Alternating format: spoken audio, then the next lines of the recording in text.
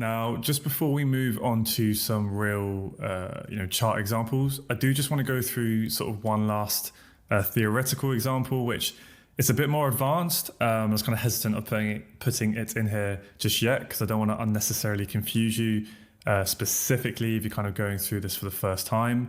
But I think this makes the most sense to put it in here now, and you can obviously watch this video as many times as you need to, and please make sure you revisit it later on in your journey as well, as it will make a lot more sense to you. But what we're about to go through is what can happen when you get quite large movements in price, which can give you those bigger swing ranges and bigger internal ranges. Because when that happens, that's when you can get sort of a lot of complex movements within there, and that's when it's very easy to get lost within structure. So instead of just talking about it with words at a blank screen, let's try and visualize this so you know exactly what I mean. So just like before, we have a nice big, just think about one time frame again. Let's keep it nice and simple. Everything I'm about to draw is just looking at one time frame. So think of the M15 if that helps you, okay? So we have a big M15 swing run to the upside, we have a nice M15 pullback, and then we have a M15 swing break of structure, okay? So swing higher high, swing higher low, swing higher high, okay? Now I'm just gonna use a different color because it might help us visualize this a little bit. So bear with me while I jump around with these colors. Cool, so we have that swing higher high. Now after a swing break of structure, what do we expect? We expect, that didn't draw, we expect a swing pullback. So try to draw this as quickly as I can. Okay, cool. So now when we have that swing break of structure, we expect a swing pullback. First little sign we look for is a bearish change of character, right?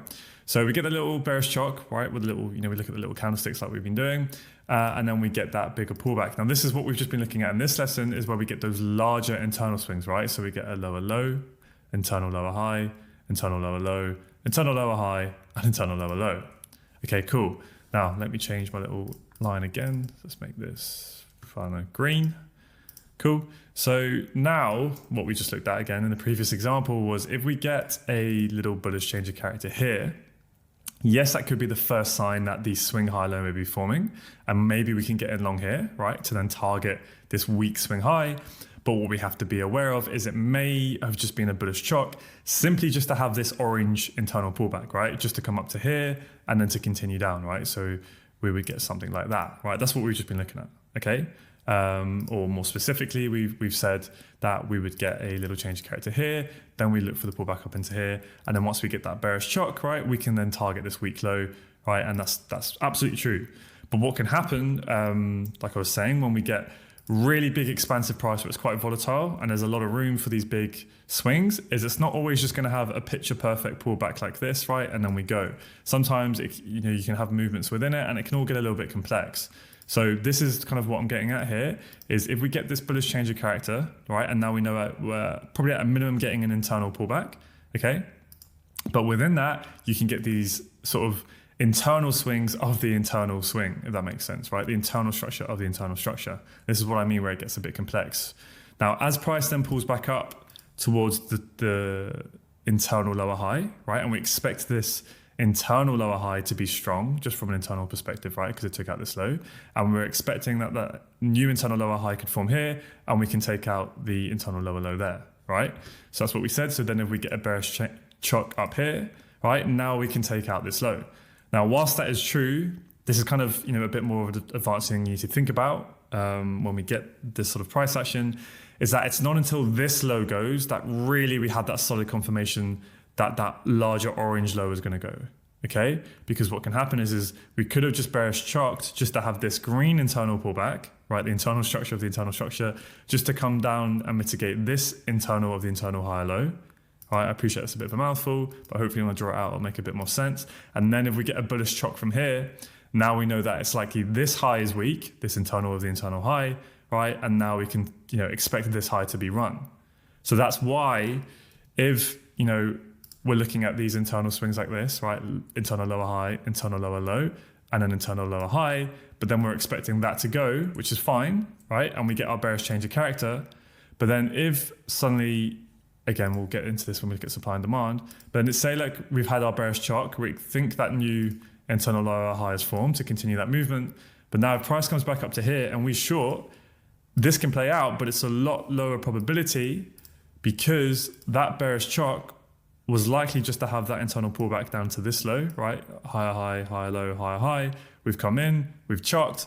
This low has now failed to take out, this high has now failed to take out this low, right? So now we're trying to short from here. We're trying to short from that weak internal high of the internal structure.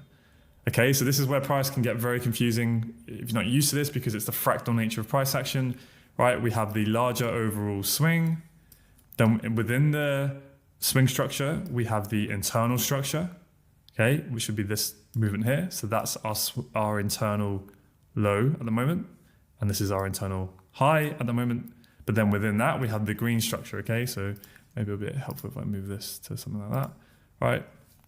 And as we've had that pullback within the internal structure, we had our bearish chock up here, which is a good sign to get short. So ideally we want to get like short there, where it just gets us in initially, to then target this low, right? So now we get in short here, right? Hopefully this isn't too confusing.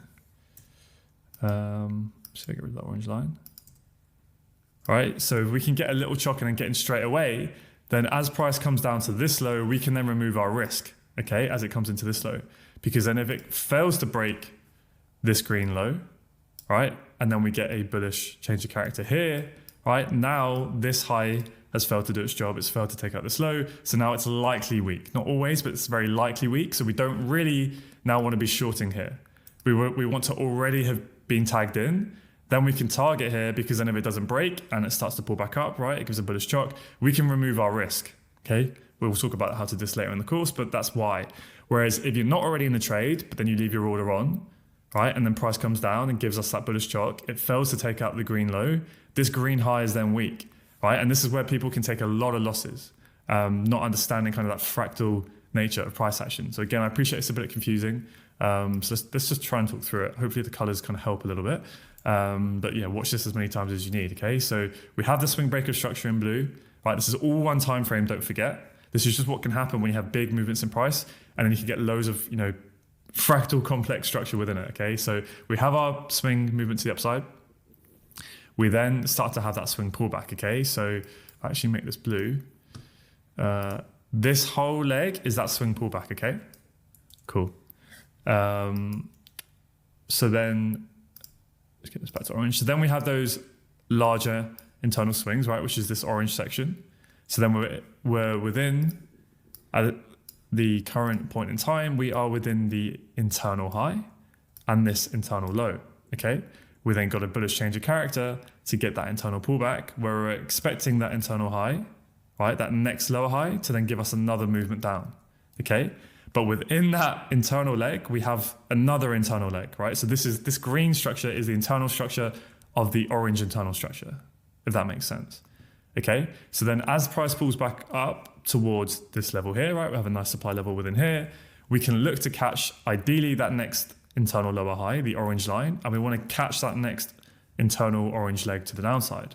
Okay, so we look for that little change of character, which is the green structure, right? And ideally we want to be getting tagged in straight away. So we get that little green bearish chock, and then we want to be getting in, because then if price moves down to here, this internal low, because if we get the green structure now,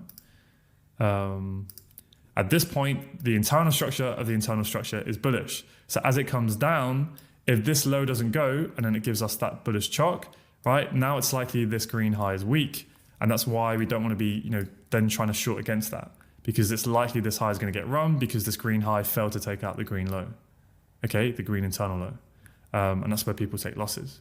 Okay, so it's only once you get that green break here, and the green internal structure then gives us that bearish IBOS. So the green structure trend then switches bearish. That's when we have much more solid confirmation that this low is going to go.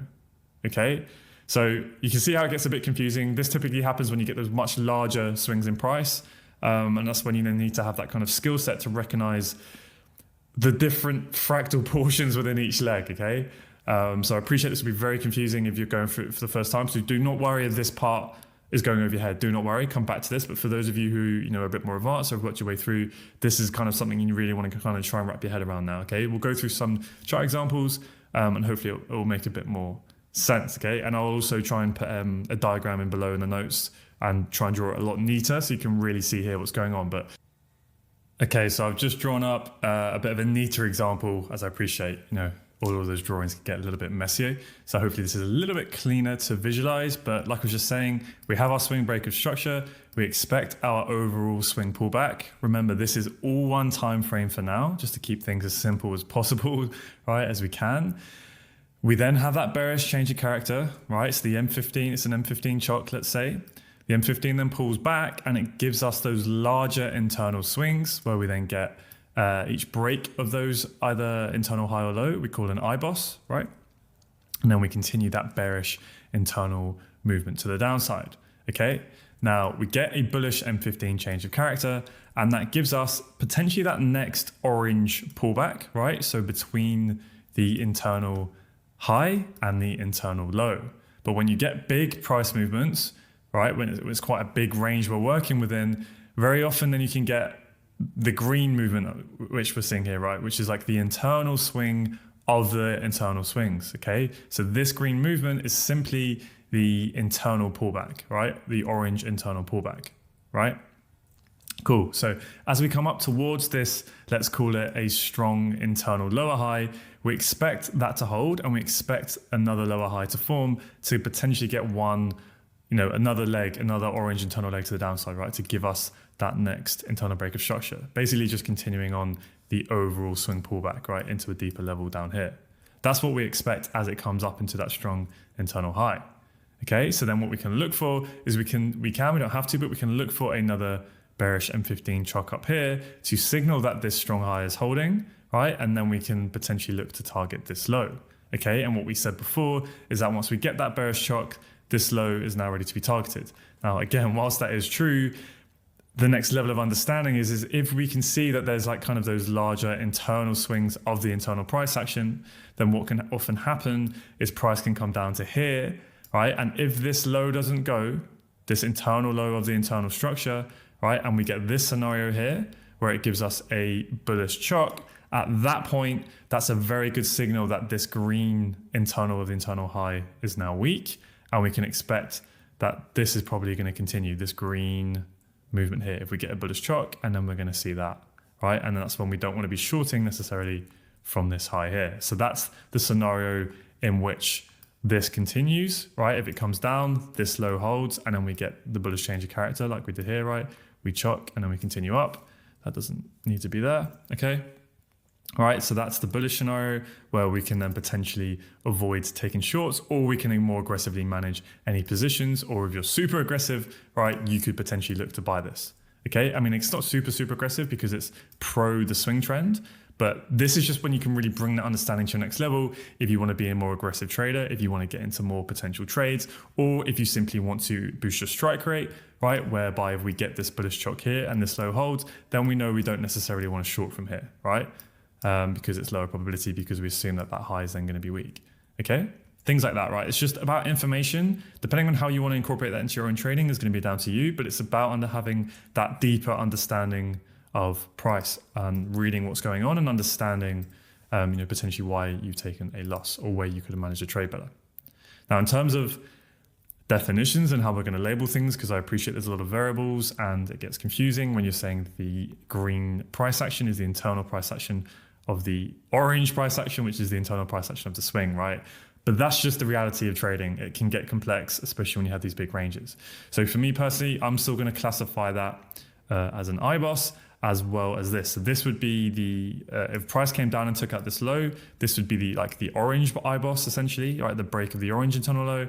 And this is also an IBOS. It's just, some of you might want to call that, like I said, the internal of the internal. So that would be an IBOS. But for me, I think it's just unnecessary to do that. You guys can just be aware or use nuance, right, of what you're referring to, or maybe come up with your own system. But that's what I'm going to be doing. So hopefully that's clear. Please watch this again as many times as you need to do.